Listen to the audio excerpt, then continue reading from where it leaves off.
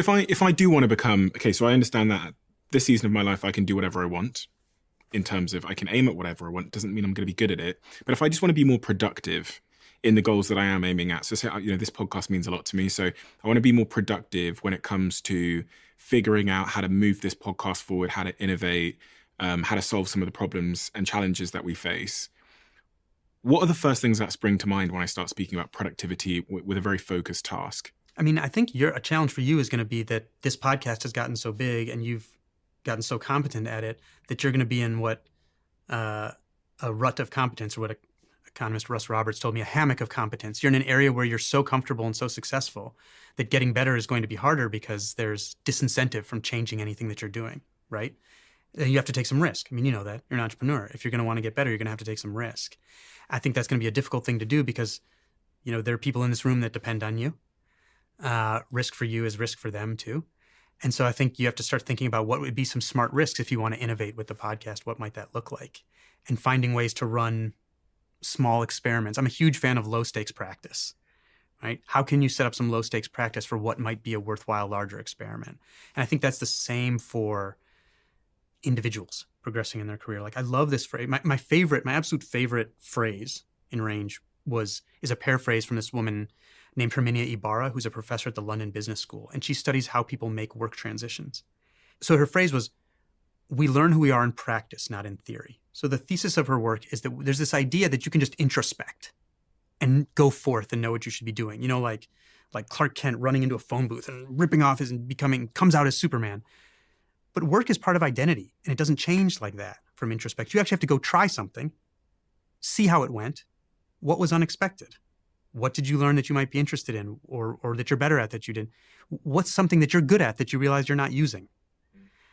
And then you make your next step based on that, right? And I think when you're so competent and successful and getting only tons of positive feedback for something, it becomes hard to take risk. And so I think that'll be a challenge for you, because if you take a sufficient amount of risk, right, you want to be in your zone of optimal push. So for anything you're doing, if you're practicing whatever, physical skill, anything, if you're not at least like 15, 20% of the time failing, then you're not in your zone of optimal push where you're getting as much better as you possibly can.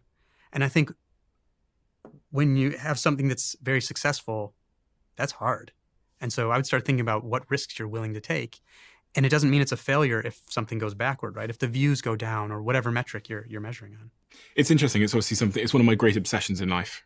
And it's also one of the things that keeps me up at night, bugs me in the shower, is how to keep a team conducting experiments and failing more when they are successful. So when this podcast went to #1 in Europe, I hired a head of failure, and her sole responsibility is to increase the rate of failure and experimentation in our team, which means just get all of our different departments. So we've got different departments in this particular business. So there's 40 odd people in this company called the Diary of a CEO. And there is a production team. There is the social media team. There's the commercial team, for example. There's the guest booking and logistics team. And I felt, we're actually in LA driving down the road, and I was speaking to Jemima, who's the head of the guest booking and research team. And I was saying, like, one of the most important thing now that we're #1, is that we keep like disrupting ourselves, because there's going to be some kid like we were 3 years ago that, because of their naivety, that they're not encumbered by all of this sort of like convention and all this success. Yeah. So hired a head of failure and experimentation who's in our team and's been working. And now in the last couple of days, we're running an experiment where every single one of those departments has essentially like a failure assistant in it. Who's because you know what happens with people, they get busy doing their job. Yeah. And experimentation and failure is always secondary to their job. Yeah. So if we put failure people into each team and they drive the experiments, they understand the team, they drive the experiments, they measure them, and most importantly, they report their failures and experiments back to the whole team, because there's really transferable learnings. For example, there was one the other day where the social media team discovered this thing on TikTok, which allows us to look at a guest like you and find your most popular videos ever on TikTok with a click. And the social media team had figured that out, which was really useful for them. But then the research team over here that are booking guests, who are trying to find the best videos that a David has ever made, they also benefited from just the discovery of that button, because instead of having to scroll through the entire TikTok, they can press one button and see your most popular videos. So it's there's this real 1 + 1 = 3 in getting the teams to share their failures and experiments, so they don't have to fail in the same ways. So what did you just write down? Because This brings up so much stuff, because the fundamental problem you're getting at here is the one called the explore-exploit trade-off. right, And so explore is what it sounds like, looking for new knowledge or new things that you can do that'll add value. Exploit is taking stuff you're already good at that you already know and drilling down on it. And this is like the fundamental challenge for people in organizations that get good is once they find something they're really good at and they drill down in it, they tend to ditch explore mode, yeah, right? And balancing that explore-exploit, and there's all these, of course, these like famous business cases, like Kodak invents the digital camera and scuttles it because they're like, why would we disrupt our own business? But there was this fascinating work led by a guy named Dashan Wong at Northwestern, who does, like, people will do career development studies looking at 20 people and he'll look at 20,000 people, so his work's just fascinating. And what he saw in this work with his colleagues was that people tend to have hot streaks in their careers. Their best work tends to come in clusters. Most people will only have one. Some people will have more than one if they're lucky. And reliably, what precedes a hot streak, he was looking at, I think it was like 26,000 like film directors, artists, scientists. Reliably, what precedes a hot streak is a period of exploration where they're trying these different styles. They're going broad. They're keeping a smaller team so they can be nimble. They're moving between teams. And then they find something and they drill into it. And if they're going to have another hot streak, they do it again. They zoom back out. And they go to this explore, and then exploit. So they toggle between these modes instead of staying just in one. But the clear message of his work is that exploration precedes a hot streak. And if you don't do the exploration, you just settle into exploit at sort of a middling level, then you're kind of sacrificing your hot streak. So that was one of the things that came up for me. The other thing was this, you got to something, this idea of people not only doing things that might fail. And I think that's great that they have the title failure, right? Because you'll have Adam Grant, who I think we both know, he mentioned me once something called the hippo effect, where it's like the opinion of the highest paid person in the room, I think is the acronym, where their signaling is really important for everyone else. So if you're not just giving lip service like, yeah, failure's good, but actually giving people that title, I think that's a great signal for you're underwriting risk. You're underwriting risk for people psychologically. And you're creating what scientists who study sort of networks, like groups of teams, call an import-export business of ideas. And this is one of the hallmarks of organizations and ecosystems that learn and adapt to a changing world. And the import-export business of ideas means you need to have information flowing through an organization. You need to have people doing different things, maybe people even moving teams here and there. So I always think of the engineer Bill Gore, who created the company, or founded the company that created Gore-Tex.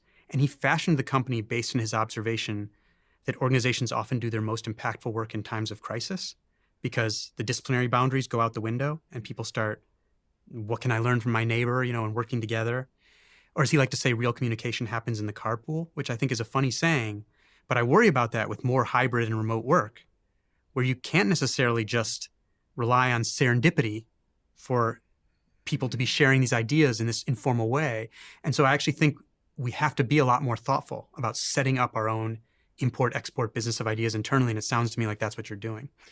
Okay, so what about then on an individual level? How do I, as an individual, I've got lots of things I'm doing. I'm writing some books at the moment. I do the podcast, lots of other things. How do I become more productive within an organization? Because there's my to-do lists. I've got 10 to-do lists from all of my different team members who can put things on there. I get distracted easily, I think, because I end up watching a video about AI on YouTube or about rockets or something. And I want to get more done. Really, I want to be more productive in the time that I spend working. So this is when you know what you should be doing. When I know what I should be doing. Yeah. And there's nothing wrong with sometimes like watching YouTube and rocket. Like you get ideas from doing this kind of stuff. Yeah, that's what I tell myself. But 10 to-do lists is a lot of to-do lists. Yeah. Do you get most of the stuff done on those to-do lists? It's more, so each team, from my chief of staff to my assistant to my manager, has a to-do list on Monday that they send things to me on. And then I go through there and it's either a task or it's an approval or it's just letting me know something. And that's kind of how it works. So I at one point when I was getting overwhelmed with some stuff, I had a virtual assistant for a little while and we would categorize like emails into list A priority, B, C, D, all this stuff. And eventually I realized that was empowering me to do a lot of low value things. I became efficient at doing things that I shouldn't be doing. So I was seeing this public email address of mine that when I was oblivious to it, I wasn't answering it and that was fine. But once I knew it was there, I'm like, oh, I have to answer this, I have to answer this, I have to answer this. And so one important step for me was realizing that only the A list is the stuff that's going to get done because I'm a limited person with a limited life. So one, I think it's maybe you do need to do all of that stuff, or you just need to be aware of it. But some of it is just, I think there can be a danger in someone who has a lot of support resources where they can lose some of the aspect of prioritization, where you just need to say, this is the list that's important, other things I might not get to. But for someone like you, I would suggest something like not starting your day with email or messaging, because we were talking a little bit before about this thing called the Zeigarnik effect, which is this idea that an unfinished task leaves like a residue in your brain, basically, and it makes it harder for you to fully transition to doing something else. And because I expect your various inboxes will always be an unfinished task, right? Yeah. If you start the day with that, no matter what you do, the residue is going to be there for what you try to switch to next. So I'm not saying don't address your email, but I wouldn't start with it. I would, the day before, what is the thing that if I get done tomorrow, it's going to be a good day, and start with that before you do the things that might leave residue on your brain and start multitasking. How do they know that's true? Have they done studies on the Zeigarnik effect? Yeah, absolutely. I mean, you can give people, one, you can do it in a workplace environment where researchers like Gloria Mark, for example, will be tracking everything from someone's vision to what they're doing on their computer to their heart rate variability, and seeing how long it takes them to get back to a task. Increased switching when there's like a residue in their brain, so their rate of switching will go up. Some of their indicators of stress response will go up. Or in a cognitive task, they'll perform more poorly if there's something still stuck in their brain. So there's also sort of laboratory experiments where you give somebody something, don't let them finish it, give them a cognitive task, and you see, does it impair their performance if they weren't allowed to finish the thing that started before.